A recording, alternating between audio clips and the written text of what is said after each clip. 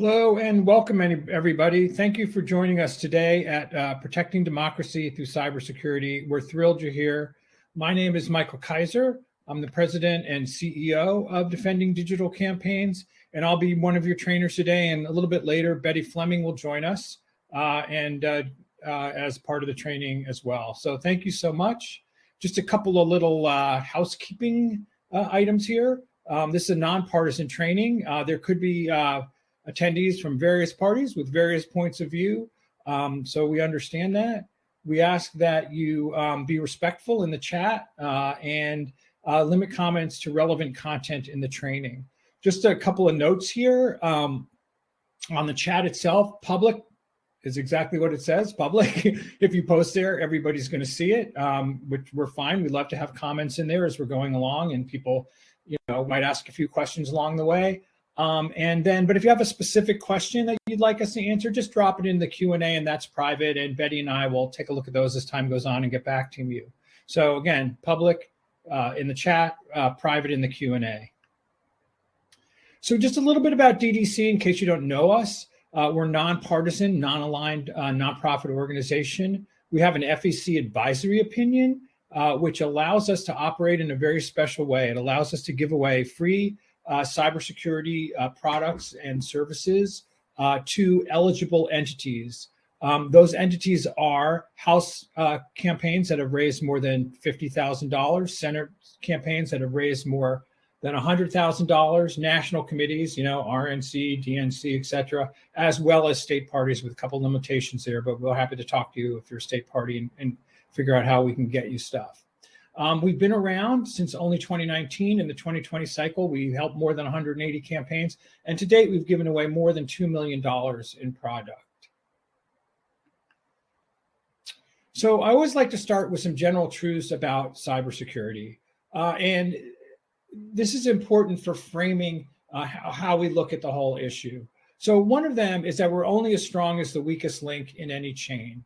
Right. So if you have an organization or a campaign has people in it, and 80% of the people are doing really good at cybersecurity, but 20% they create a vulnerability for everybody across the organization. That's that weak link. The other piece, and it's related to this, is that cybersecurity is a shared responsibility.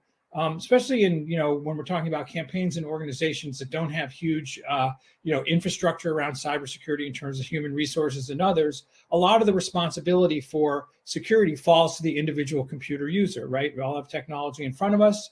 Some of that's going to be brought into the campaign organization by the person or given to them, and how they use it and what they do about security is a lot of it's going to be their responsibility to do. You can't monitor every single thing they're doing.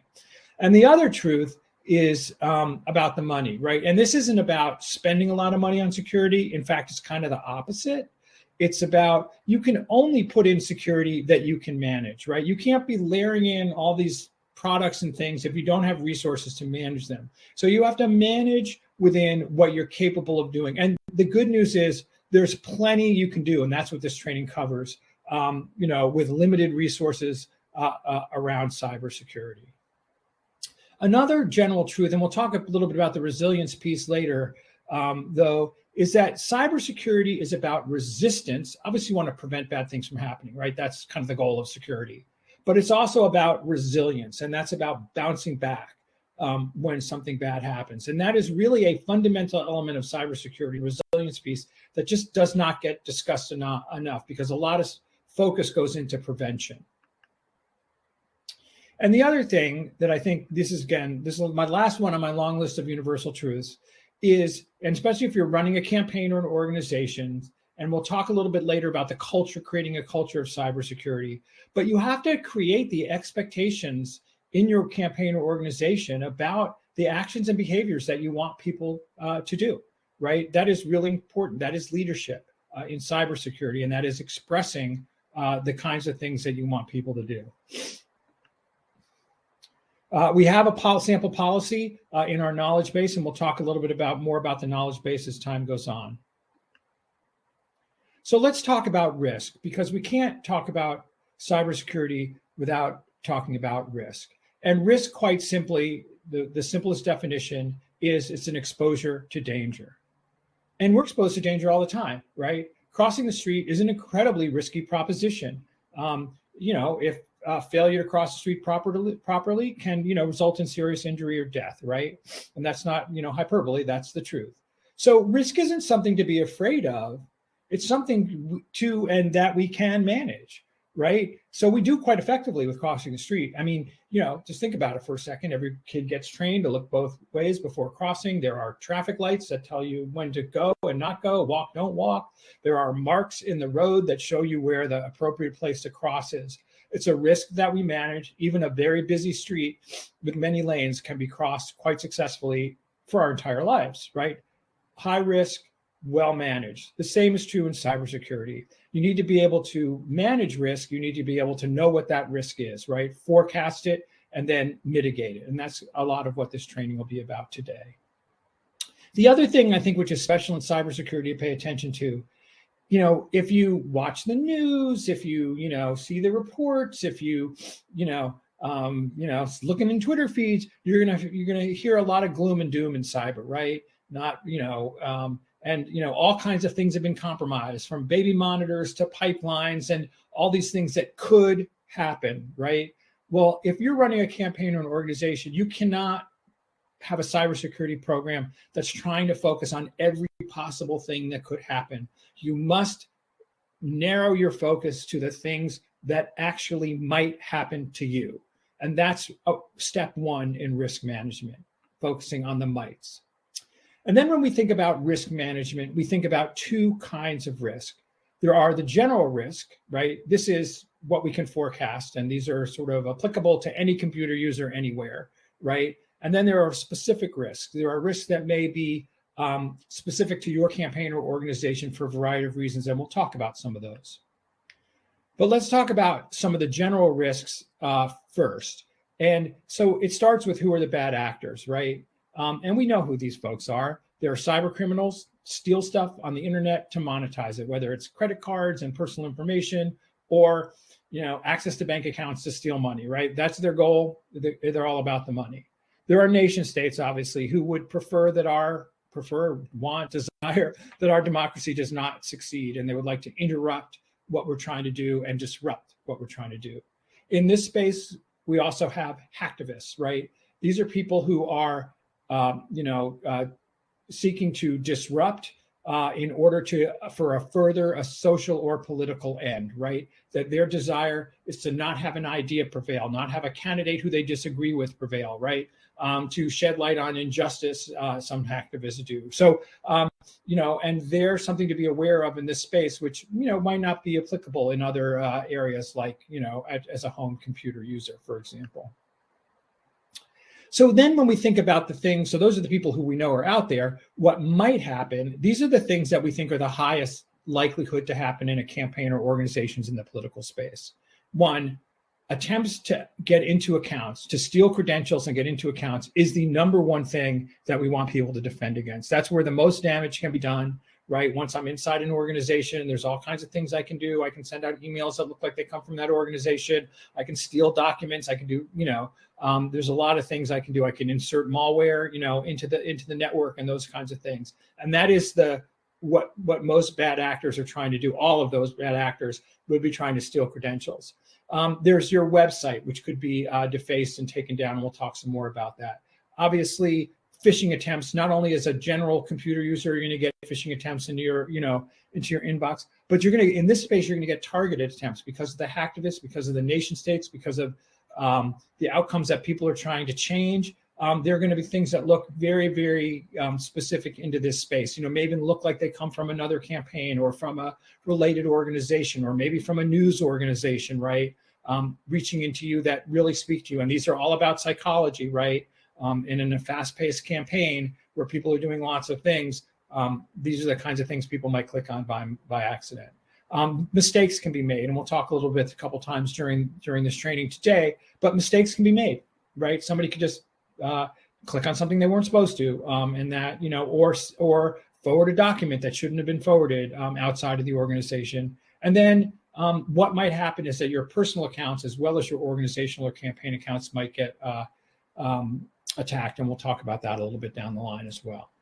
The other thing that we can forecast really very clearly here is because of what I said, because of the bad actors, especially the nation states and the hacktivists, and because of the stakes just generally in what you are all doing as it relates to our democracy and our country, that everyone associated with a campaign or an organization in the political sphere is at higher risk than your normal computer user, right? Just because of what you do. And you can easily associate it with this space in many different ways. So once we've looked at that, the other thing we need to look at is what can we identify, right? And this is going to fall into a couple of quick areas here. So when we talk about cybersecurity, we always start with, when we're talking to any organization, not just a campaign or a political organization, if I were talking to a small business or a medium-sized business, the first thing I'd ask them, what are your crown jewels? What are the most important technological assets that you have, online assets, digital assets, right? That if they weren't available to you tomorrow, that you would be in big trouble, right? So if, a computer system, access to, access to the donation system that you have for raising money for your campaign or organization, right? Very sensitive documents, maybe, internal polling that you have or other kinds of things or strategy. What are the crown jewels, right? Do you know what they are? You need, and you build your cybersecurity out from those very important. You protect those first, right? Because they're the most important things you have, because risk management is about identifying the things that are most important. Obviously, devices themselves cause risk, just in general ways, right? Some people might be running, Windows operating systems. Some people are running Macs, iOS, Android. All of them may have specific vulnerabilities, so you need to have some knowledge about what's in your system, because you might be an emergency patch for Mac, right? And like, hey, who's running a Mac? We better make sure they do that. So you have to have some awareness about the devices that are on your system, including printers and the like.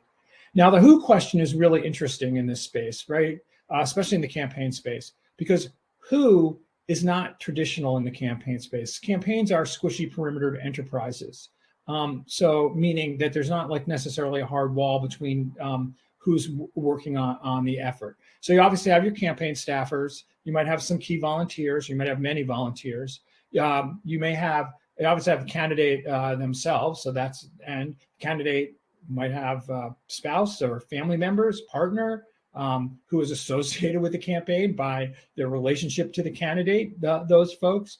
The candidate may have a kitchen cabinet of sorts, may have, like top advisors who are not necessarily part of the campaign, but who are seeing sensitive information about the campaign, or, privy to information about the campaign, or maybe they're fundraising for the campaign. There might be some key donors who are working with the campaign very closely. So you really need to think about who are these people who are deeply associated with our campaign, because like I said, anyone who's associated with the campaign, and that could be a friend or the candidate's uncle, right, are potential targets for people who are trying to get in. So you need to know who those people are.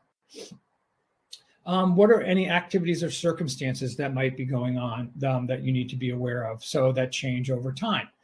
Well, you're at a statewide office. You win the primary. It's a big state. You decide to open a field office in another city in the state, and all of a sudden you have a new surface, right? You have people, routers, other kinds of things that may increase your risk. And then your third-party vendors also come with risk. We'll talk about this a little bit later. Not a ton you can do with that, but links in a chain. A lot of people in this space use vendors. Vendors, have a vulnerability. That vulnerability extends to you. There are other factors as well.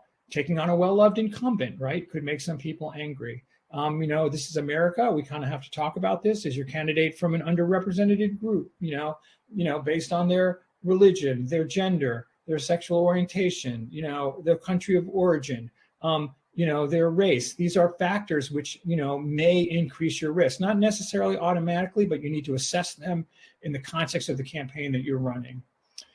Is the race close, right? Would anything make a difference? Would a cyber incident make a difference? Those kinds of things. Is it a toss-up? Is your organization taking on an unpopular issue that has people who are vehemently opposed to you succeeding? Candidates who are incumbents, make tough choices all the time. They may be, and this is not a a value judgment on the choices they have made. This is, you're an elected official. You have to make decisions, and there are going to be some decisions which are very tough, which may make people unhappy with you. That could lead to increased risk, right? Again, from the hacktivist community, right? From people who, don't want to see you succeed. And then just being in a leadership position overall, right? Chair of a committee, maybe chair of, it doesn't have to be like in the House or the Senate. It could be town council, right? And, financial revenue constraints have forced, some tough decisions about what's going to happen in the town, and that has people upset, right? Those things happen. The other thing that you need to be aware of is that risk is not stagnant, and it changes over time, and it can increase over time, right? So, let's say it is a House race. Let's say you win the primary. And no one was, that was a very local issue, up until primary day, and there were 4 candidates, and you win or your candidate wins. And now all of a sudden, everybody's like, who's this hot candidate, right? Like, and now there's national attention. So now, again, some of these other groups, they become aware of you, right? They become aware of what's going on. Maybe at that point, the race becomes, more contentious, or it becomes tighter. If your race, is a significant in the terms of the balance of power, right? Coming up, is it a potential flip, or, it needs to be maintained in order to maintain a balance of power? There's going to be a lot more attention on that race. That attention may increase risk. When your staff grows, like after a primary, for example, again, when the primary money's coming in, you decide to make, you're going to grow the staff. That staff people equals risk, right? So how you bring those people on, how you onboard them is very important. And then if you're an organization, maybe you've been on the sidelines, and then you make an endorsement either of an issue or of a candidate, and now you're on the record. And so now you're going to be on some people's radar, and that could increase your risk too. So just understand that, most of you are probably really good at risk management, and it's just applying it here. I mean, if you're in an organization or a campaign, you're making risk management decisions all the time. This is our budget right now. Do we have enough money? Should we staff up now? Should we wait a month until we think we have more money, right? We're going to put our candidate, should we put them on this television show or not? Are they likely to be friendly? Are they likely to be unfriendly? What's the outcome going to be? So you're making risk management decisions all the time. It's about applying some of that thinking that you already do to cyber, which is really the lesson I hope you learn. The other piece, just to demonstrate this over time situation, right? So you can see it here, right? You announce the campaign. Hopefully people are paying attention. You're in the primary, you win the primary, your risk is going up for some of those factors, right? More staff on the radar, those kinds of things. And we know, and I'll show you in a second here, that risk also increases as we get closer to election day, right? Which makes a lot of sense in the campaign space for sure. So here's thwarted web attacks from our friends at Cloudflare. They're a DDC partner who give free services to campaigns who are eligible, and also to everybody. They have a freemium product. We'll talk about that as well. So here you see this. These are the thwarted web attacks back in the 2020 race. You can see January. What was January? Well, that was a real initiation of the presidential election season. I mean, there's a lot of campaigning going on, but elections were upcoming. Voting, caucuses, right? Those kinds of things were starting to happen in January. Obviously, trended down a little bit. Then in the spring, you see a rise. That's primary season across a lot of the country. So you got primaries going on in different jurisdictions altogether. And then look at October, through the roof, right? Because the closer you are to election day, the more damage you can do in a cyber incident, right? There are less cycles to get things back to normal. If something gets a news cycle that's embarrassing that was leaked from a campaign, for example, it's hard to overcome that if you only have 48 hours, until election day. And even in just November, which is, election day was on the 3rd, you got a lot of web activity. It just demonstrates this closeness to the election. So what are we going to do about this? We're going to mitigate it, right? What do we do to mitigate it? And the next section, we're really going to talk about the essence, the essentials of what you need to do.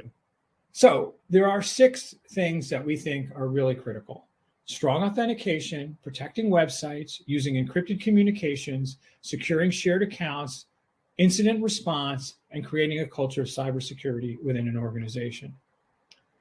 So I'm going to start with strong authentication because, like I said, what was the thing that was most likely to happen were attempts to get into accounts, right? And accounts are the keys to the kingdom.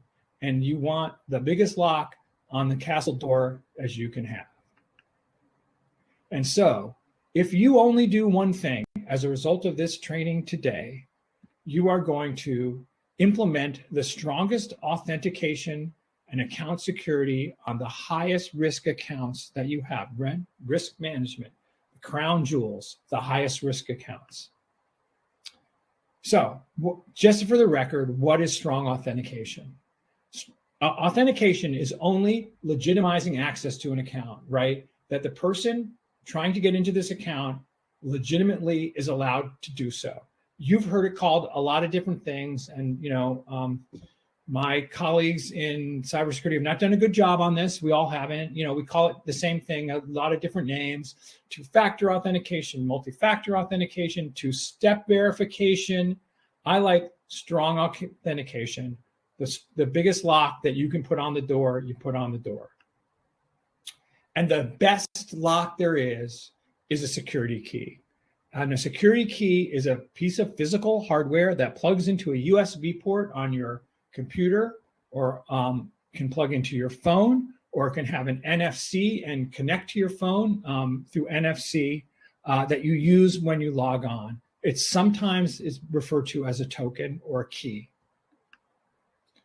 And when we think about the risk, I'm not going to go through this in great detail here, but you want the strongest authentication on the accounts that are most important. So those are obviously going to be, your email account, or what, maybe if it's a workspace account or an office account, it's the access to all those things, right? Your email, your calendar, your contacts, your documents, the documents that have been shared with you, right? Obviously, social accounts, Facebook and Twitter are accounts that you want to be, as hardened as possible. Anything to do with money, right? Those cyber criminals that are out there, and cloud platform. If you're using like a Dropbox or other kinds of things to share docs, right? You want those, to be, and they need the highest form of authentication, which I'll talk about in a second. And then, you need to know the authentication stack, right? I mean, passwords obviously the least secure form of authentication, but in some places it might be all there is, right? All the way up to what I'll talk about with like Google's advanced protection program. So here's the math, right, on strong authentication. A really good password, using a password manager, and we'll talk about those a little more in a second, with that security key that I just talked about, plus using something like Google's advanced protection program, which we'll give you a little more information on, or others like Microsoft's passwordless authentication program, is the best protection for your accounts. Not only is it the best protection, it is protection that likely makes your account unhackable and unphishable the way these systems work. So this is the most important thing you can do. If you're using Google Workspace, you should be using a security key and advanced protection program. And like I said, if you only do one thing after this training, and that's what you do, you've made a huge leap forward in terms of cybersecurity. So now we're going to show you a video from Mark Risher from Google, who will tell you a little bit more advanced protection program.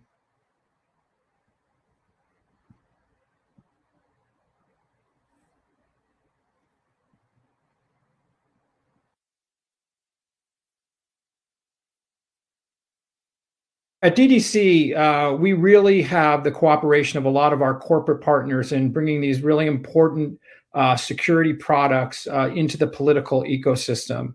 So it's really a thrill today to have Mark Risher talk a little bit about what they're doing at Google. Mark's a senior director at Google. So tell us, Mark, what do you do at Google? Well, I work in product management and lead the identity and security teams at Google. So there I'm defending both our consumer and our enterprise users, as well as Google employees and our production usage against all these different threats, all these different types of attack. So, the number one piece of advice we give, the thing that we think is the most important for people to do, no matter what platform they're on, is to use a security key.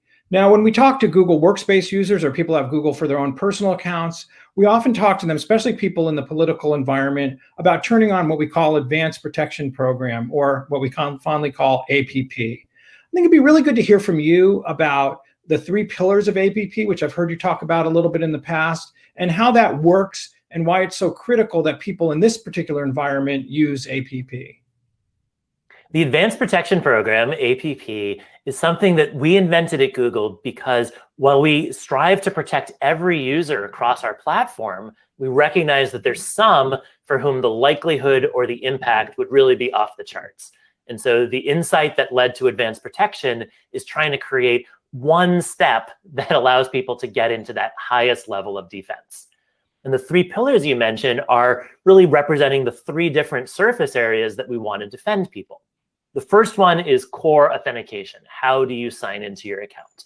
And people think about Gmail because that's been in the news, but certainly all different products, whether it's social media or collaboration tools or even just photo storage, they're behind that authentication layer. And so you want it to be really strong.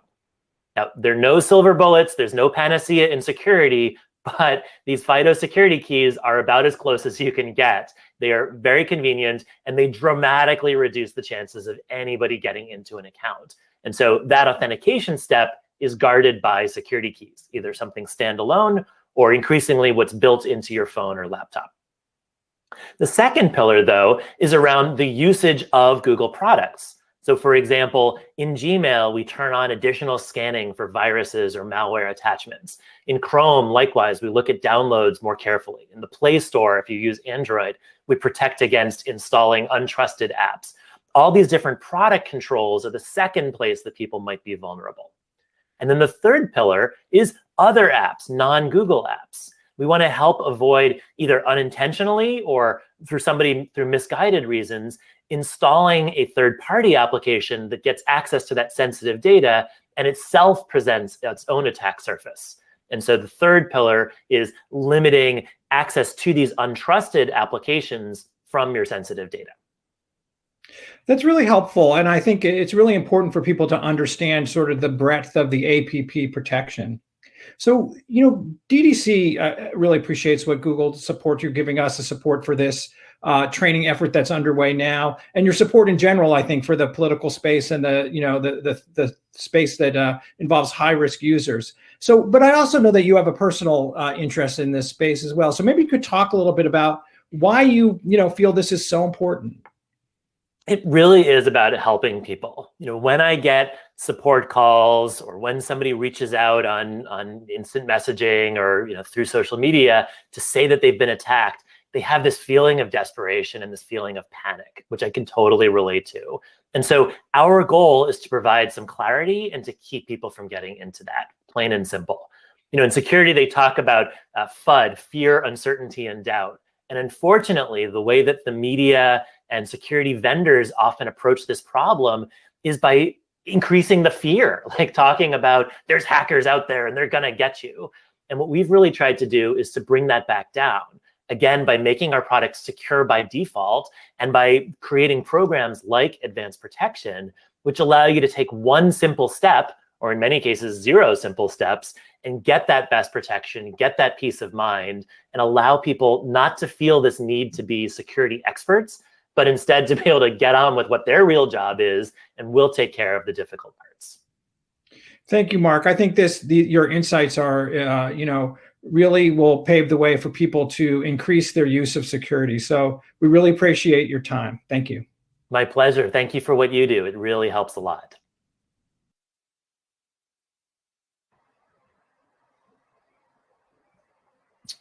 All right, so there you have it, straight from Google about what Advanced Protection Program is. It is really critical, and a little bit later we'll show you actually how to turn it on. So we can't talk about security, unfortunately, and I say unfortunately because I can't wait for the day till passwords are gone without talking about passwords. And my philosophy on this is pretty simple. Everybody probably knows if they're not doing a good enough job on passwords. I don't need to explain to you how to make a long password and do all that stuff. You know whether you have unique passwords. You know whether you're reusing passwords. You know all that. So, we just want you to encourage you to do a better job on passwords because they still are an essential protection on a lot of accounts. So we're going to say, quite simply, just use a password manager, right? They're easy to set up. They give you better protection. They can generate these long, strong passwords that are impossible to remember, which is what you need. They remember them for you. And there are two different kind of buckets of password managers. There are commercial ones. Many of you have heard of LastPass or 1Password.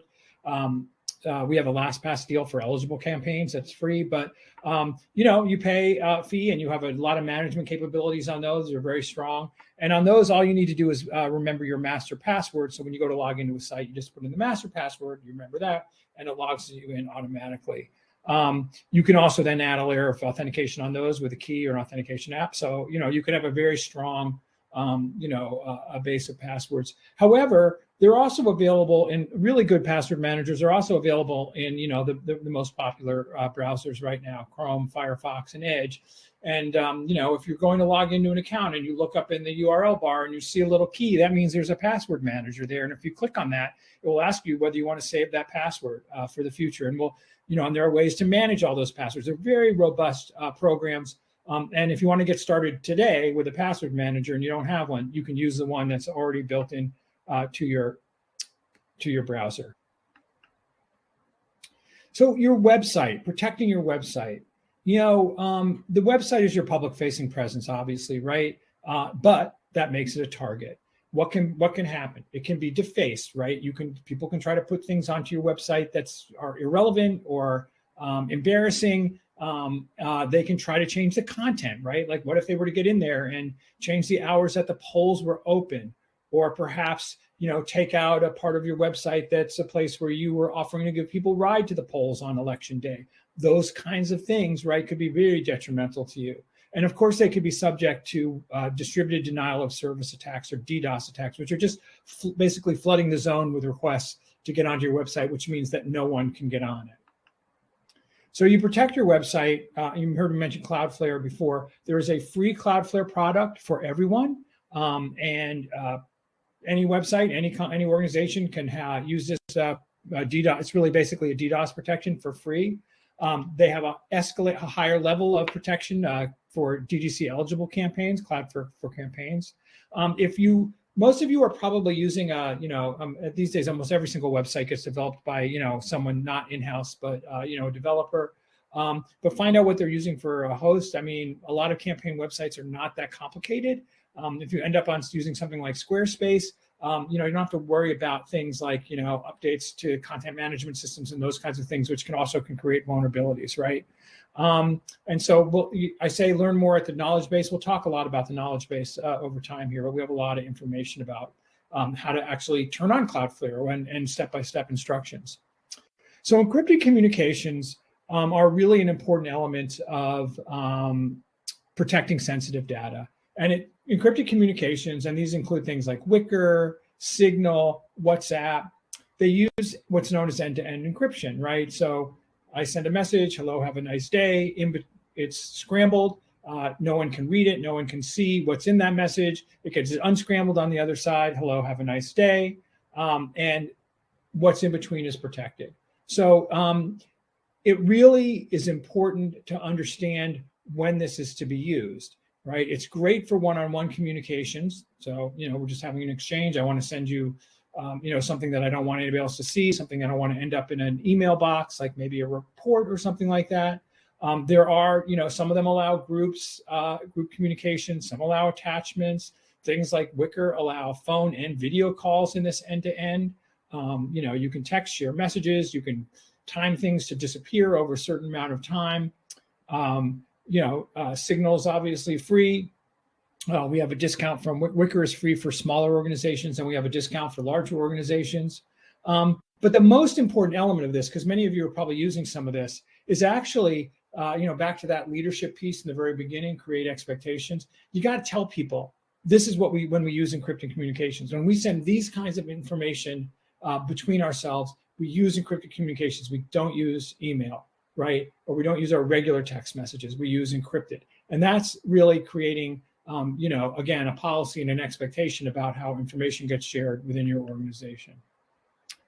So in this space, there are a lot of what we call shared accounts, right? These are accounts, right, where multiple people access them. Maybe you have an info, would be the classic info at, email address. So you want to obviously, use the strongest authentication possible, right? Security key if you can. If you're using, something like Workspace, that's totally possible. You want to manage privileges on some of these shared accounts. So like if it's Facebook, for example, you can tell, like, Michael, you only get to post, Jane, you get to post and buy ads, right? You can give people roles, and the roles should match what their job description is and shouldn't go beyond it. Because you have dynamic environment with people coming and going, you may add people to these accounts, but when they leave, you got to take them off. So you got to manage your users, and then just find alternative ways of doing some of this stuff, right? I go back to the info, is a great example. You could have an info account where 4 people are working on, responding to emails, where they all can log in to the inbox, or you could have an info account where every single email gets forwarded to those 4 people, and they respond from their own email, and that way you can put hard credentials on that inbox and not have to share them with anyone. You don't need to give them the password. They don't need to hook up a key. You've already created that, and you're monitoring that and administering that centrally. So think about the things that you share, but you may have no choice. You may have an access to account where everybody must have, that you must give them the password to get into it, and that's fine. Just have a really good password, and if someone leaves, just change it. So I talked a little bit about, resistance and resilience. So cyber incidents could quite possibly happen, right? And they take many forms. And the thing is that you might be judged more on how you handle the response to an incident than the incident itself, right? This is opportunity for leadership. These things happen. Car accidents happen. Cyber incidents happen. Do you do the right thing? Everything, can go pretty well. Some can be severe, lose your system, lose your data. Some can be, not so severe and may not amount to anything. Someone clicks on a suspicious link and you don't even know if it's a bad link till they report it, and you take a look at it.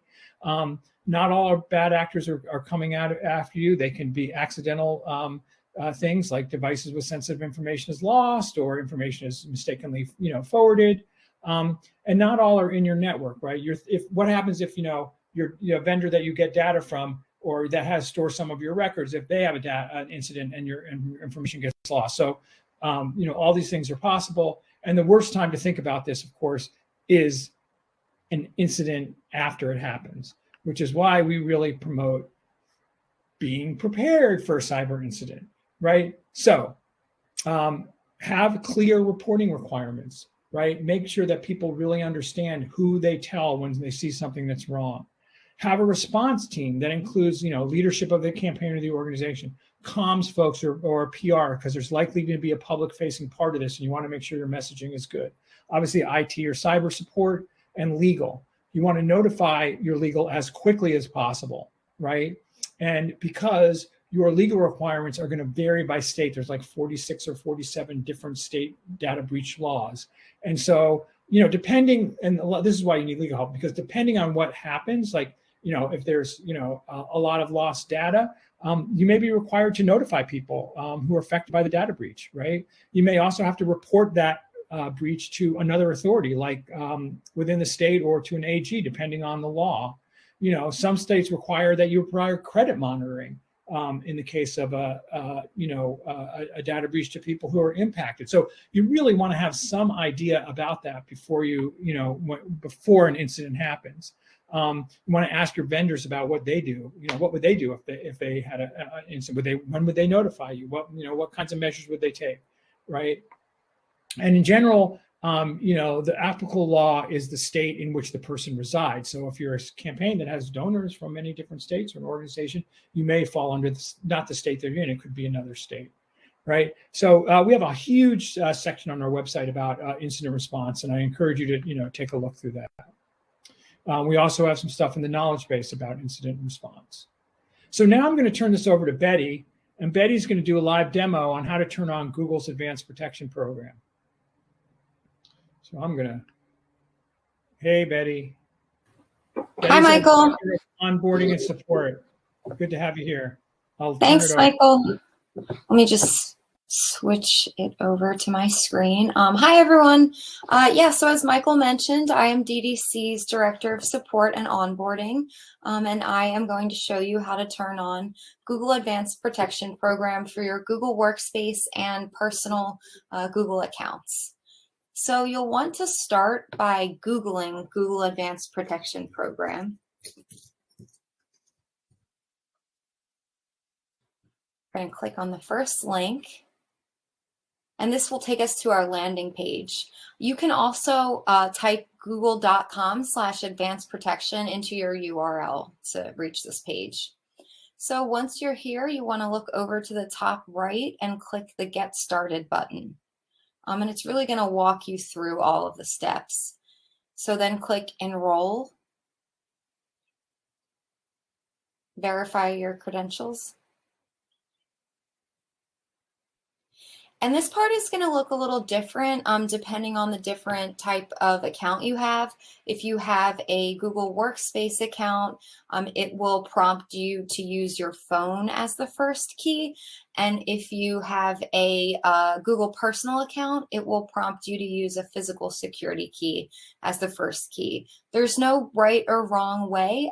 We just suggest setting up multiple keys because they work as backups of each other. And because I have an iPhone, I needed to download an app called the Google Smart Lock app to use my phone as a key. It's already there in my phone. That's why it's being recognized. If you have an iPhone and you don't have this app, it will prompt you to install the app on your phone. And then if you have an Android, you don't need to install anything. So I'm going to click Enroll. I'm just giving you some information. I'm going to click Finish Enrollment. Just got a notification. And that's it. I'm already enrolled in Google Advanced Protection Program. It's that quick and easy. But again, we do suggest setting up multiple keys because they do work as backups of each other. So if you don't have one on hand, you might have the other. So we're going to add a physical security key. Because I already have one purchased, I'm going to click I already have a key. Enter my credentials again. Very safe. And then I'm going to scroll down a little bit. I'm going to choose Add Security Key. Make sure I have my Titan key next to me. I'm going to insert my Titan key. And I have a pop-up that says insert Titan key and touch it. I don't know if you guys can see it, but you'll get that. And then once I touch it, it's registered. So now that it's registered, I'm going to give it a name. I'm going to name mine UB1 because it's a YubiKey and I want to remember that my YubiKey is what I use to enroll. I will click Next. I'm just giving you some information here. Click Next again. This is going to prompt you through adding your key on your phone so that you get into your email on your phone. I'm going to click Next again. Just some more information about your security key. Click Next again, and there you've got it. I now have Google Advanced Protection enrolled with 2 security keys, my phone and my physical key. And it really doesn't hurt to add more keys than that, which you can do by following the same process. Add security key again, add another physical key if you want. That way, if you lose it, you'll have the other one. So you could keep one on your keychain and maybe one at your desk. So that is it. Hope that was helpful to everyone. Hey, thanks, Betty. That's really great. And the good news is if you're an eligible campaign working with us, Betty can help you turn this on for your campaign. So that would be awesome. So we'll switch back over here to the slides.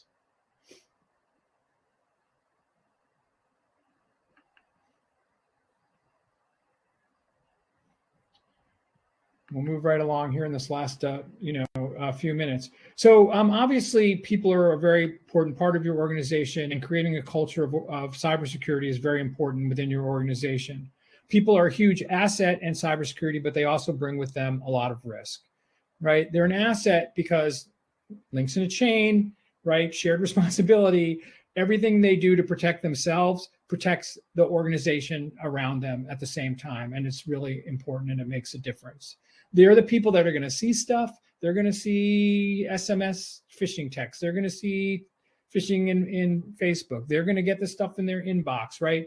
Because they're associated with a campaign and people can identify them and they're going to see this stuff. So they're a great early warning system, right? If they're seeing it, it's likely other people in your organization or campaign are seeing it. And in a small organization, like most of you are probably part of, peer-to-peer support is critical, right? the people knowing, they're going to turn to their colleague, sitting next to them to ask them what they're supposed to do in a given situation. And having that peer-to-peer support is important. And that's why they're such an important asset in cybersecurity. But we all come with risks. Everybody comes with risks.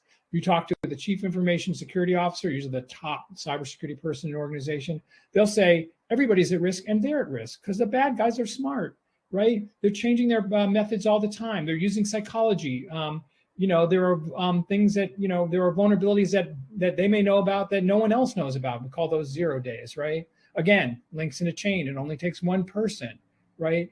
People are going to be targeted at their organizational level, but they're also going to be targeted at the personal level, right? Because the bad guys are going to think, oh, your personal account is less protected than your organizational account. And again, we've already said people can make mistakes. And since everyone is associated with a campaign is in the political sphere at higher risk, we've already identified that as a key risk factor, right? We've got to focus on our personal accounts.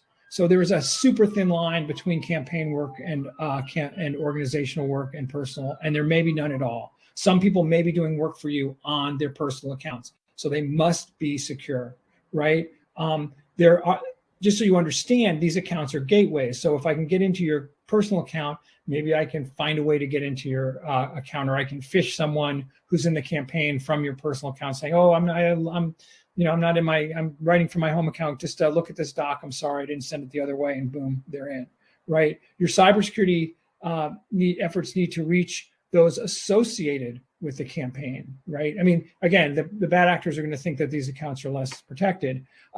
Need to reach associated with the campaign. Now, this is not be an enforceable situation, right? You can't get the uncle of the candidate necessarily demand that they get a security key and turn on Google's APP, right? That's probably not something you're able to do.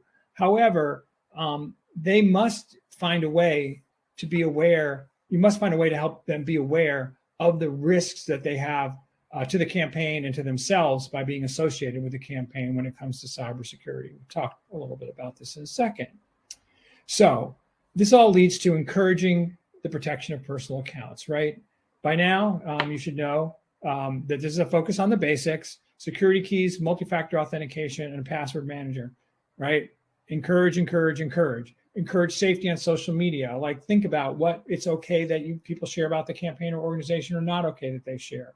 Make sure they're clear about that. Keeping the software up to date. I mean, it's classic cybersecurity advice. It does not as in lots of auto updates now, but some stuff does require manual updates, and people should do it. Looking at the existing accounts that you already have, security changes so much. Maybe, you did something on Facebook to be more secure a year ago, but, now you have a security key. Did you know you could use your security key on Facebook? You can use it on Twitter. You can use it on Dropbox. There's a lot of places across the web that if you give people a key, they can add that to their account. So they should look at that. And if people are working from home, routers should be secure. Some of them require software updates. If you're a major ISP, probably not. Might want to change the name from your address to something, that no one can associate with you, those kinds of things. So working with what you have, one of the things that I said in the beginning is that you have to work within the financial constraints of what you can manage. Well, the fact is, if you're using Workspace or Microsoft, there are administrative settings, Microsoft Office, as your platform. There are administrative settings that you can put in place that make security happen for everyone. You can require strong multi-factor authentication, right? You can say when people give them an account and they log in the first time, it can require them, it will have MFA turned on, right? You can enforce complex passwords. You can, when they create the password for that account, it will say your password's not strong enough if you enforce it, right? You can manage devices that access work accounts. So you can see, for example, the number of devices that have connected to accounts and that are in your account. And you can, like, for example, someone leaves and their iPhone's still connected, right? You can disconnect that. Again, assigning roles and managing users, very important in most of these things. You can do things like, this person can do this, but they can't do that, right? And again, someone leaves, either deleting them, or if you need to, forward their emails for a while, or you can move their files like in Workspace to somebody else.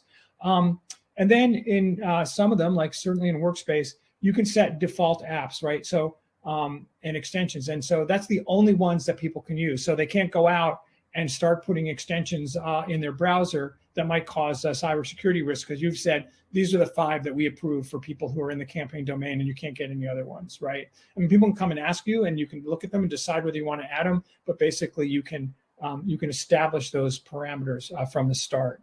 But overall, you've got to, security has to match your organization, right? You can't, if you lock people too far down and then they can't get their work done, then that's not going to be helpful either. So you got to find that happy balance in between security and what you're asking people to do. And then we talk about protecting the periphery, right? So, I mean, Facebook, probably something that almost every single one of you is using for your campaign or organization or personally. There's a thing called Facebook Protect, right? So candidates, it's open to any candidates, staff, elected officials, federal, state, and local, representatives from federal and state political party committees and their staff, and then federal agencies. And basically, it's any person with a blue badge verified page who is involved in the election process. Now, to get Facebook Protect, you have to get blue check verified. There's a process for that. We have information about that in our knowledge base. And you can do that, but I would really highly recommend, there'll be a little more scrutiny on security around your account. And there's, ways to escalate in those kinds of things. So we really recommend that. Additionally, you can get YouTube verified, right? Well, this is really critical so that no one can, imposter your candidate or organization. There's other things that come with it, like longer video lengths and those kinds of things. But there's a process for this to get YouTube verified. Highly recommend that you do it as soon as possible, especially in the campaign space. So this is the knowledge base. We're getting towards the end here, and I really appreciate people hanging in for the long haul. This knowledge base was created for you.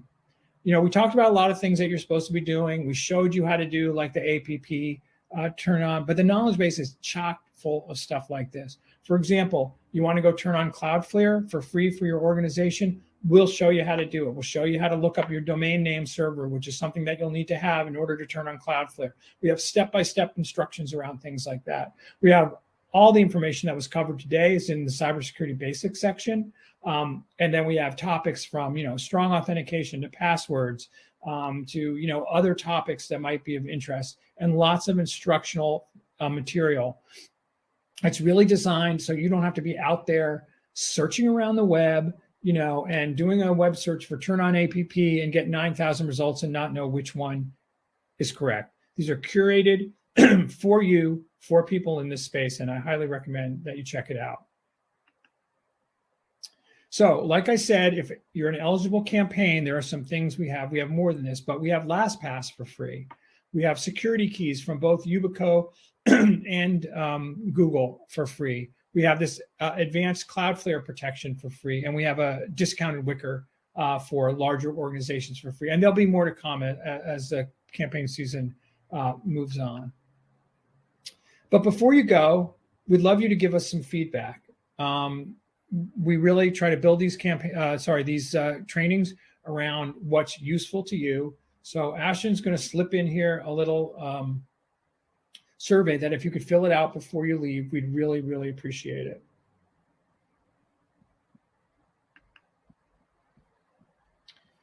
And that's really it. We encourage you to stay in touch with us. Excuse me. You can follow us on Twitter at Defend Campaigns. You can obviously follow us on Facebook. You can look at our website. If you think you're an eligible campaign or entity, just email us at info@defendcampaigns.org and we'll double check and we'll get right back to you. And if you are, you'll hear from someone like Betty saying, hey, let's set up a call. Let's look at what you have right now and let's see what we can do for you. I see someone asked, will this presentation shared with us later to recap? Absolutely. It takes a little while, but this will all be put in, processed into a video, and you will get a email with that video shortly, probably in a couple hours. If you don't, just email us at info@defendcampaigns, and we'll make sure that we get it to you. I don't know if there's any other questions. We have a minute or two here. I'm happy to answer. Yep. Thanks for joining. I agree with Betty. Thank you, Betty, for doing everything you do. Thanks, Ashton. Ashton's your behind-the-scene producer here, training coordinator at DDC. If this ran smoothly, it was because of Ashton. If it screwed up, it was because of me. All right, then. I really appreciate it. I hope people will, again, take some time. We'll leave it open so people can just fill out the questionnaire for a few more minutes. And please stay in touch. We look at these trainings not as a one and done kind of deal. Come to the knowledge base, reach out to us if you have questions. We're here for the long haul with you, and we want to make sure, for us, our mission is to protect our democracy, and you all are an incredibly vital, important part of that, and we want to make sure that you have the information that you need to do what you want to do. So thank you very much, and we'll just leave it open for a little bit for people to finish the survey, but I'll sign off. Thank you.